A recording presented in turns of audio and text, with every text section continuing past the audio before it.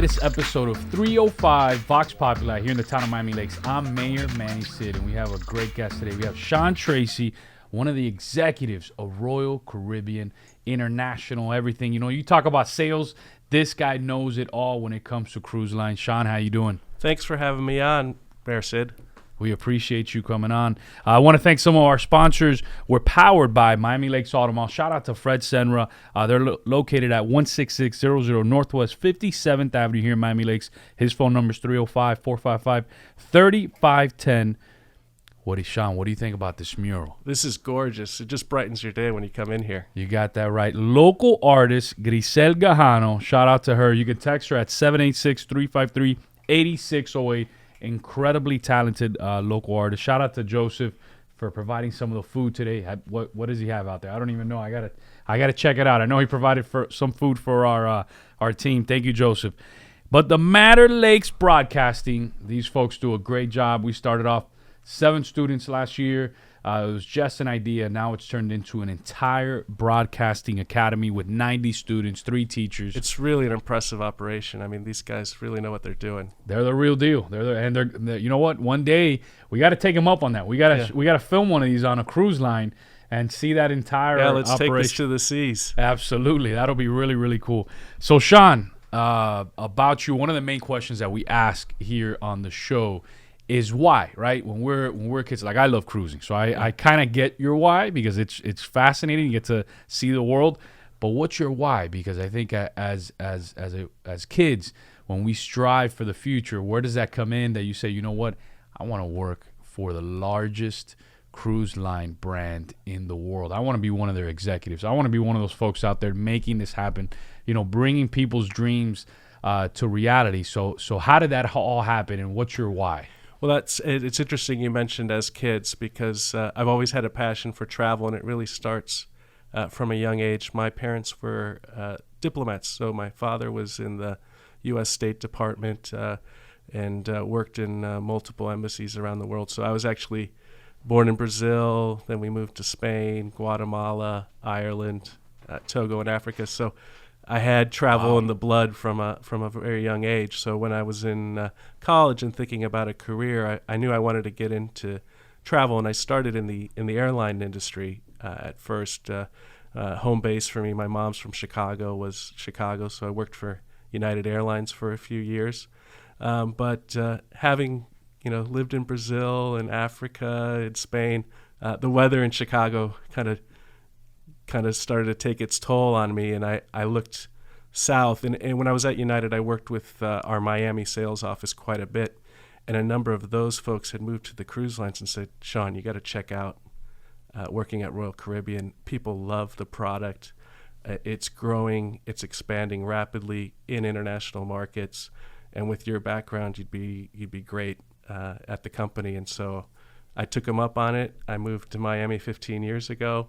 Been working for Royal Caribbean ever since, and it's a bit cliche as a salesperson to say, sell something that people love, but it's really a difference when you can go out, sell something, and people come back from a cruise and say that was a vacation of a lifetime. And that's kind of my why. It just motivates me every day knowing that I'm selling something that people really enjoy.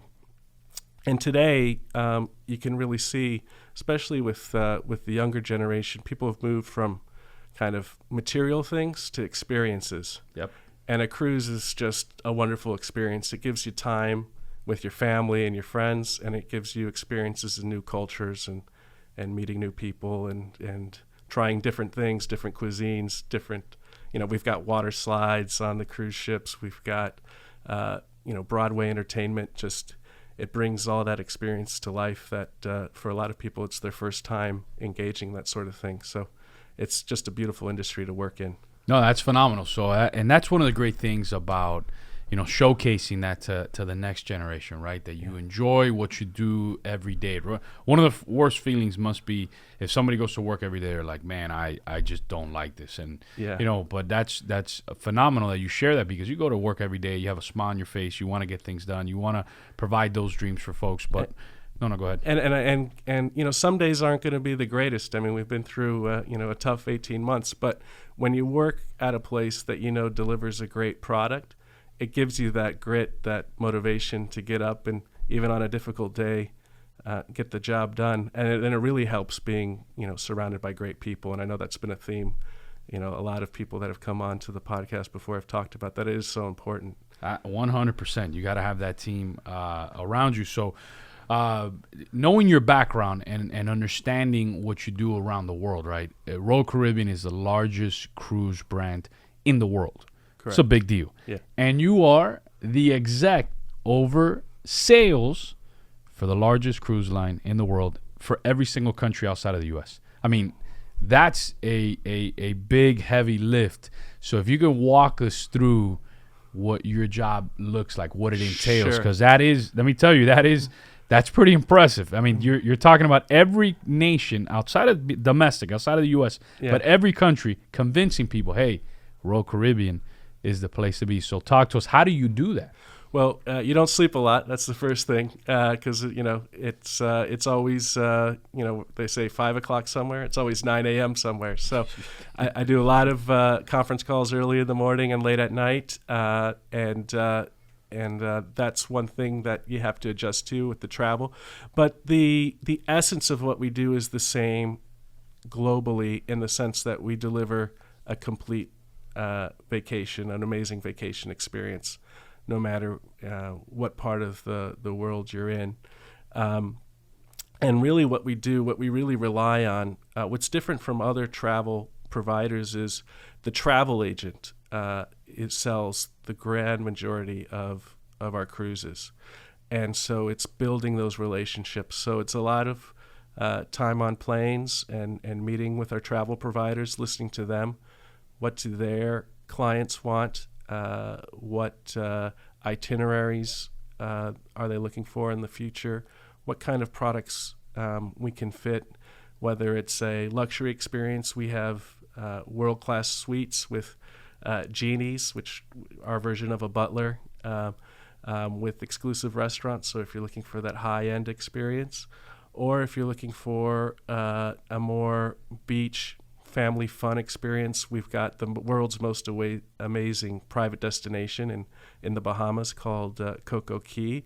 And so it's really working with the travel providers so they understand our different products, and then they can go out and sell, because being the largest, we have that variety that we can offer, really something for everyone.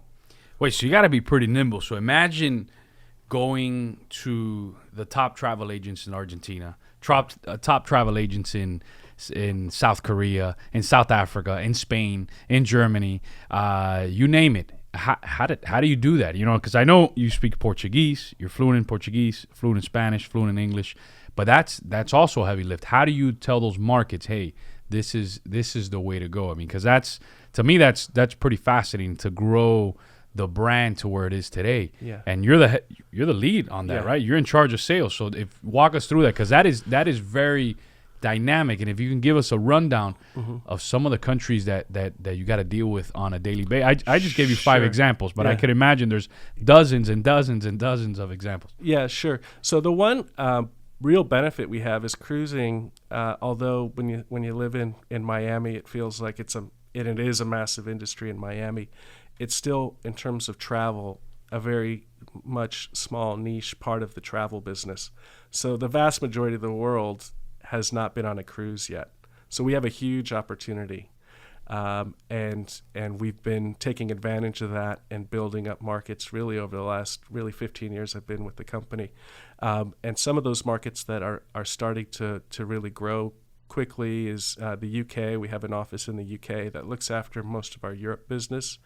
And that's an important market for us, including other European markets. Barcelona is like the biggest port for cruise in Europe, and so we have a lot of emphasis out of Barcelona in Spain, as well as Rome in Italy. That's another important port.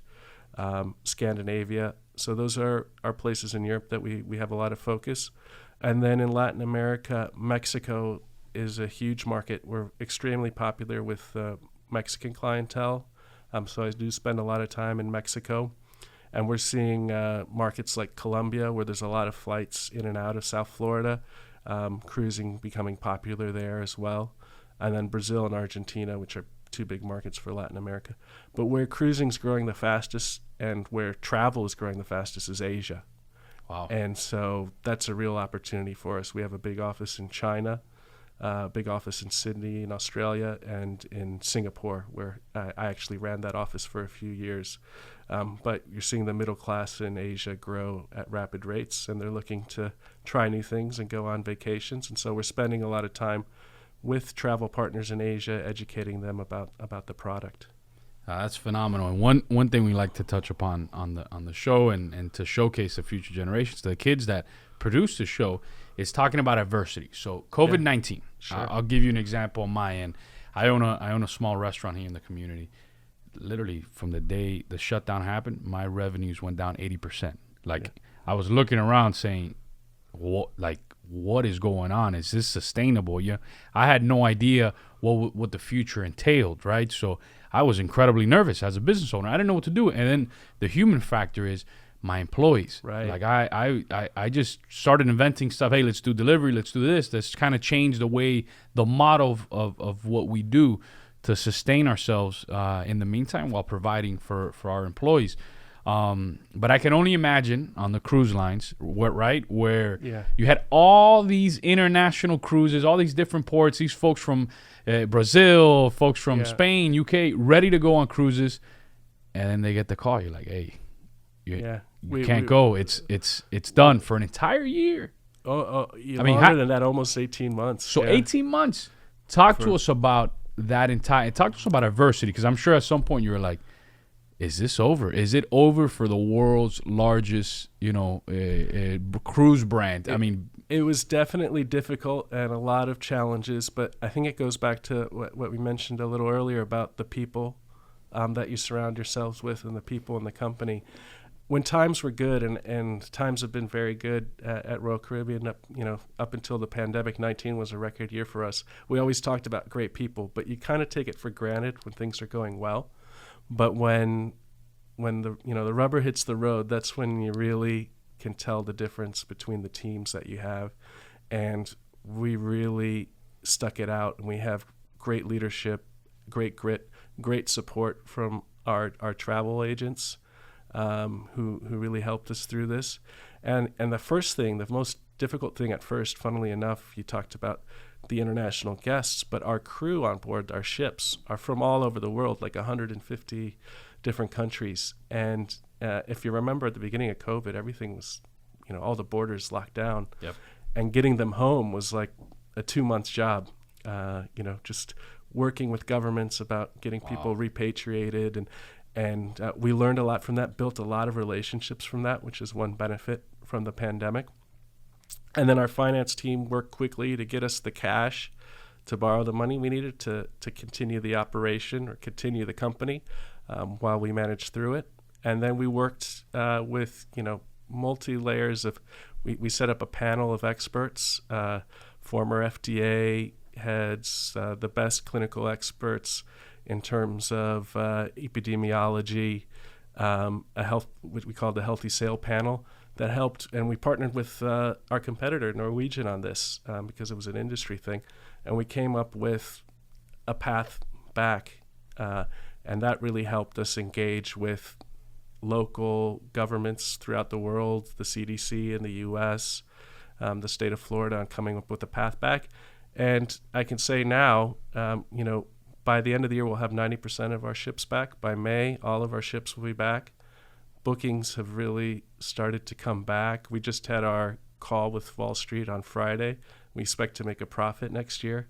So it was a really tough 18 months. There were dark days, but a lot of hard work are getting us back to a place where people are on cruises again.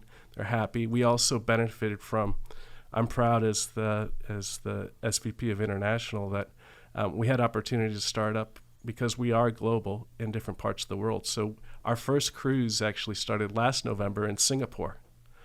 And that gave us a real opportunity to learn because we operated, 8 months in Singapore before we started up in the U.S. and we could demonstrate through a lot of data how we could come back safely. So that's the benefit of being the largest global brand. You have that presence throughout the world. No, that was a really important point you made too on the human factor, right? A lot of people only think of their own perspective or their own, oh man, my cruise got canceled.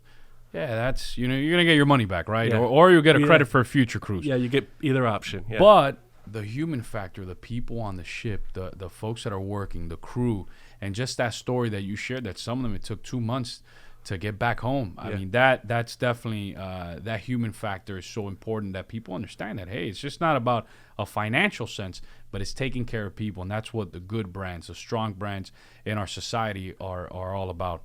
And they're back now, and that's made the world of difference. Is our crew. They're so happy to get back. We're getting record guest satisfaction scores.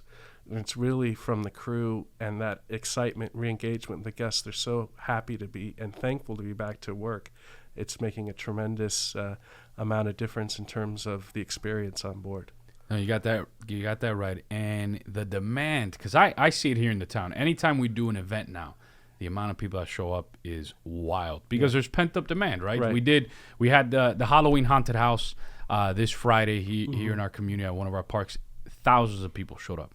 I mean, it was wild. The amount of folks that showed up this year compared to previous years. Yeah. And it's because of that pent-up demand. So I can only imagine on the cruise lines. But understanding that demand, but also staying safe. I mean, what are the vaccines, the policy look like for Royal Caribbean in these different ports? What is all that stuff? It's definitely a balanced approach. You're right, Mayor.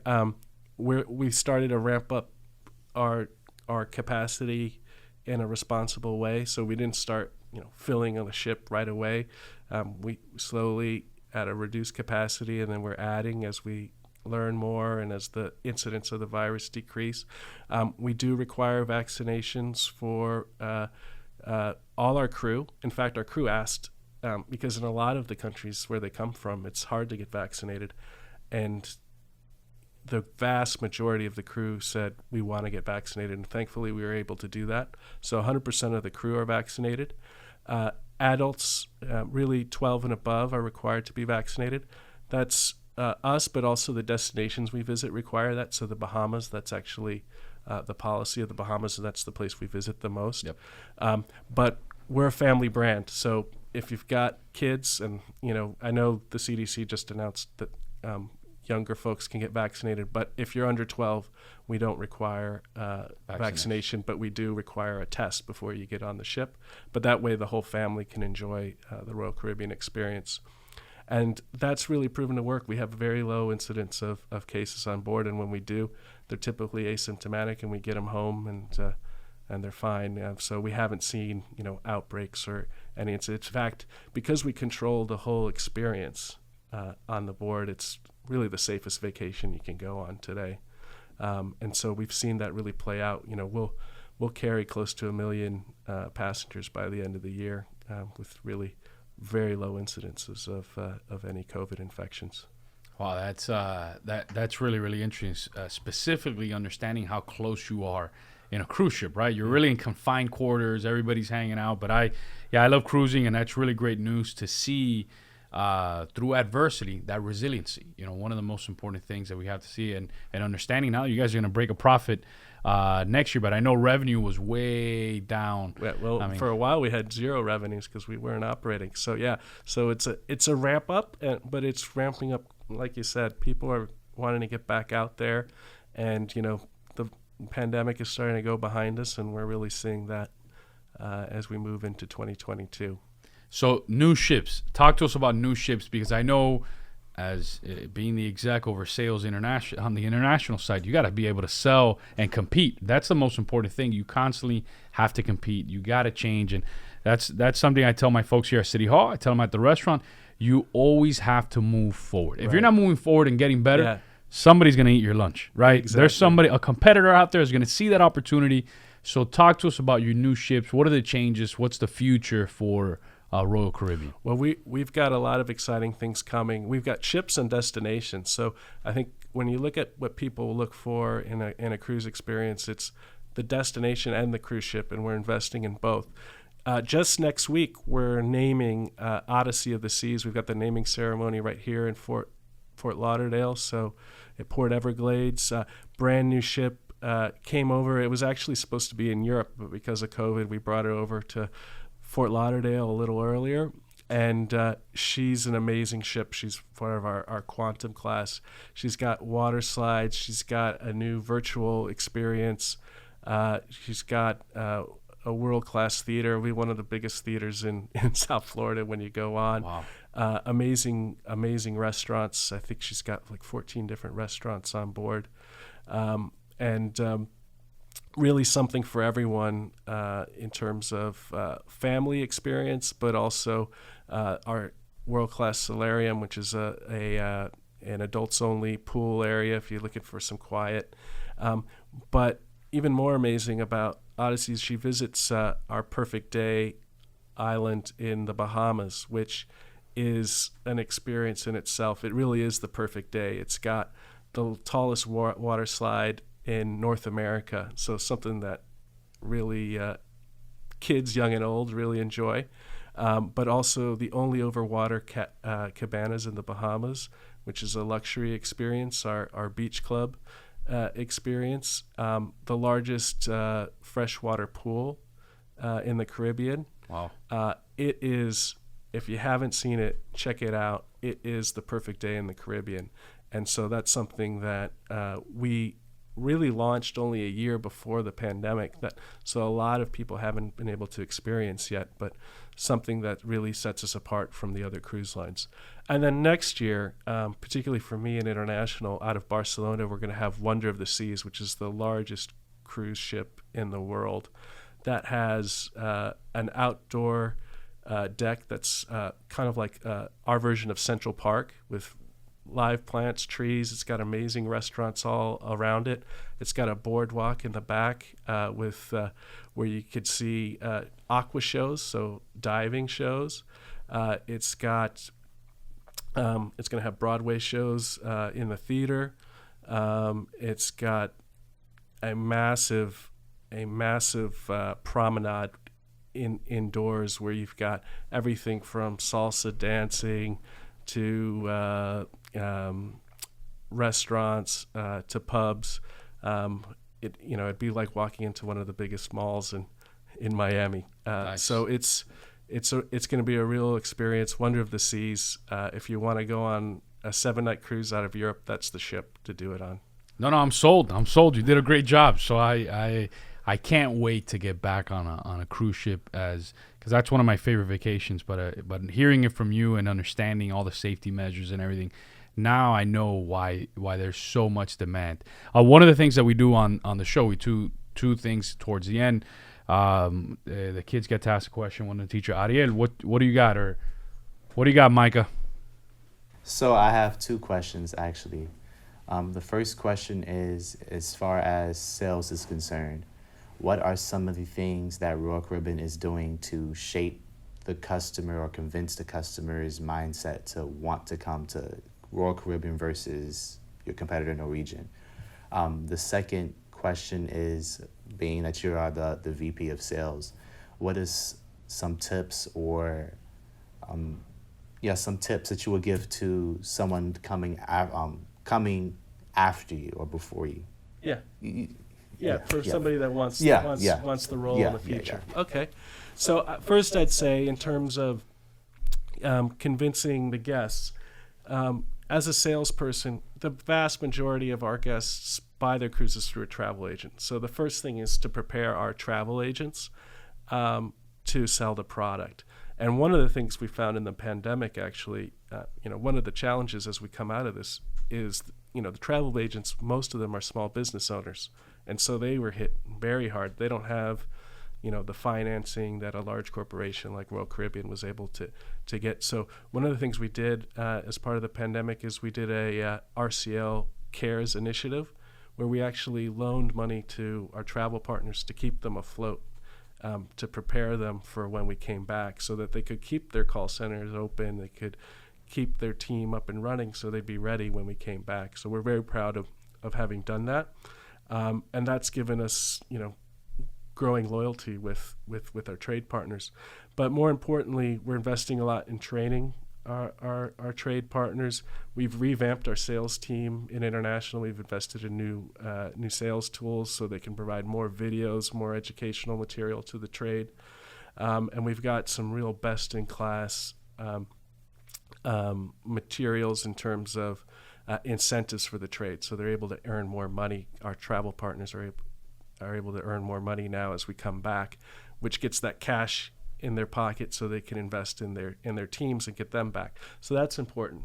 The other is we have, if you're a live sports fan, you're going to see a Royal Caribbean TV ad here in the States. It's the same in the UK. We're advertising a lot so people can see the product, because we know we have the best-in-class products, but seeing is believing it. So we're investing a lot in media now, so that people can really see what Royal Caribbean's about, and that drives inquiries into our trade partners and then into our own call center.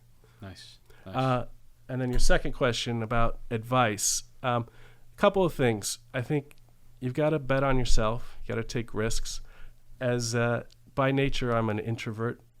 So when I first started with Royal Caribbean, I was very much a desk analyst type person. So I started in what we call revenue management, which was the guys that come up with the prices, kind of the evil people that come up with how much they should charge you and how many cabins that we would sell to a certain person at this price. And then I moved into marketing analytics. So I'm very much a numbers, by nature, a numbers person working at a desk, introvert. And I had an opportunity really about 6 or 7 years ago. Our boss of our Australia organization offered me a job to do sales and PR in Australia. And it wasn't a promotion. It was, kind of same pay, same responsibility, but way outside of my comfort zone, and a risk because, I was living in Miami. My wife had her own business. We were happy in Miami, but this was something completely different, a little bit out of my comfort zone. But I knew if I took the job, it's something I wanted to do. I wanted to get into sales. I wanted to get into running a bigger part of the business, that if I did it and I did poorly, I could always move back. But I knew I'd do, I wanted to give it a go and get a shot. And I didn't chase, if I had stayed, I probably would have been able to get a promotion. I didn't chase the promotion right away. Something one of my old bosses said to me once that's always stuck with me: your career is a marathon, not a sprint. Think about what you want to do in the future and what jobs or experiences will set you up for that. So, this class is a great example, for the Madder Lakes Bears, the folks that want to get into TV or broadcasting. Taking this class is a great setup. And, I would say if you want to get into sales, go be an intern for, a sales organization and learn. Even though you're not going to get paid for it, you'll get that experience. Yeah. And taking that lateral position, but going outside of my comfort zone, completely changed my career and set me up for this role today. No, that's phenomenal. And what's something else that we do, we allow our guests to ask questions of me. So that's something that the kids enjoy. Is there anything you got for me? Sure. I mean, you mentioned, being a small business owner, Mayor's Cafe and the learnings from the pandemic. What's something that you learned, an experience from going through this difficult time that you've taken, that's, you're going to take to the future, that you've really learned from all this? Listen, being a leader or an owner, you gotta know every nook and cranny of your organization, because then that's real resiliency, right? Because if and we see it now in the supply chain in our country, right? There's a lot of companies that are succeeding because they're resilient. A lot of corporations that weren't doing too well, that were so focused on efficiency that they kind of just threw resiliency towards the back end, and they're having those challenges today. But the other folks are really striving. So that's something that I learned, and I'll give you an example. If one of my cooks calls out sick, I don't panic. I don't have to close the door. I cook. I know how to cook and I've had to learn that through the pandemic. I couldn't say, hey, hire somebody else. I'm the mayor of the city and I'm doing other stuff. No. I had to balance it out to where now I can do every single thing at the restaurant. From I was cooking this weekend, right? From making skillets to eggs to pancakes to this French toast, you name it, from A to Z. So my biggest thing that I learned was that being resilient and really grasping that. So even here in the town, something that I do too is I try to learn what every single department does, right? Not that I'm gonna go do the role or whatnot, but at the very least, when I'm at a city council meeting, I'm not being, which happens a lot throughout this country, right? People, the vast majority of the people that get elected don't know what they're doing, right? They got elected because they campaigned and they made 1,000 promises, but they have no idea what they're doing. So there's incredibly dependent on their staff to tell them what to do. Where I've gotten to the point, and I traveled the state of Florida when I first got elected, I traveled the nation to know as much as my staff does. Because once I get to that level, where I'm at today, that I've mastered my trade to a certain extent, I'm not being told. It's a conversation now, right, on how to improve things. And I'm seeing that, and I saw that during the pandemic, where I if something were to happen, God forbid, either here or at the restaurant, somebody quits or something, I can do the job. You know what I mean? Or I can at least know a little bit enough to keep it moving forward. And I think that resiliency is something that I appreciated, where we were so focused on efficiency, right? We wanted to be such an efficient nation. Every single company wanted to be efficient. Every single dime had to be accounted for to, hey, don't spend it, don't become resilient. And now everybody sees the value in resiliency. Yeah. Where you all, being the largest brand in the world, you guys had dozens of ships just sitting in ports, but you guys showcase your resiliency to the point where you're going to be turning a profit next year. And I think that is the same leadership qualities or learning, right? Those fundamentals that really help organizations move forward. So for me, that resiliency is key. Learn every single, like for example, if one of your sales guys somebody from Singapore or wherever quits, the entire office quits, enough where you can fly over there and take over. Exactly. Right? Yeah, that's what you have to do. But that's resiliency that we all need to know. Because if you were efficient, if you were saying you're only focused on efficiency, you would have said, you know what, I'm just going to have one person there, whatever they do.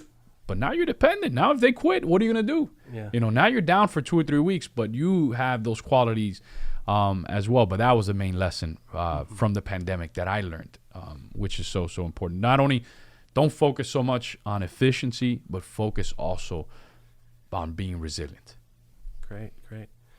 And I guess flipping it, since we're running up to Thanksgiving, what are you most thankful for this year? Listen, I'm thankful for our community. I mean, during the pandemic, I saw the best in society, right? A lot of times adversity, you also see the worst, right? The cream always rises to the top. Right. But the amount of people that just said, you know what, we're going to help. We ran a program for about 13, 14, 15 weeks where we delivered groceries to every senior in our community every single Friday. We took care of their growth. We paid for it. I mean, we had sponsors that gave, close to $500,000 in goods. I mean, we would have 18-wheelers showing up. We would get calls. I would get random calls like, hey, Manny, we have an 18-wheeler full of milk. What are you going to do? And I was like, I don't know where to put that, but we made it happen. We called one of our council members, the principal at a school. He was like, the school's closed. You can use the entire cafeteria, and I have enough coolers. So we would go there, but now we had an issue. We didn't have a forklift. One of the guys said, you know what? I'll give the forklift, and I'm going to give my time to drive the forklift every day. And now we had a problem. We had hundreds of seniors that wanted to be part of this. How do we do it? Dozens and dozens and dozens of people showed up to bag the groceries and deliver the groceries every single Friday. And that's something I'm really thankful for because, yes, adversity is tough. Yes, adversity hurts. But you hit it on the head before. That's when you get to see the worst too, right? Yeah. Now you know what's up. Like some people, like you're like, I don't want them anywhere near me if there's adversity. But now you get to see the people that you want as close as possible to you if there's a real issue. Right. So now I know going forward who's who, what's what, because when things are going well in Royal Caribbean or things are going well here in the town, everybody wants to be your friend. Everything's all good. But when things go bad, that's when you see who's who. So I appreciated that question, and that's what I'm thankful for, are all those people that really rose to the top. Great. And I do have to say, living in Miami Lakes, that's one of the reasons that makes this town so special is the community is really a great community, extremely friendly, hardworking, and you see that every day as you interact with people. No, you're absolutely right. So, Sean, in closing, what message do you have for future generations? How do you motivate them? What do you think? Whatever you got for them. It's yours for the taking. I mean, there's so many opportunities today in as the world gets smaller with travel. You are in the capital of hospitality, whether it's restaurants, hotels, cruise lines, airlines. If you're interested in travel or hospitality, there's no better place than right here in South Florida. So if that's something you're interested in, take full advantage of it. And I hope to see you on a cruise. Thank you, Sean. We appreciate you coming on. So there you have it, Sean Treacy. This gentleman is in charge of all sales for the world's largest cruise line, Royal Caribbean, throughout the entire world. So we appreciate you coming on. We'll see you next Wednesday. Tune in on Facebook, Instagram, YouTube, and Twitter.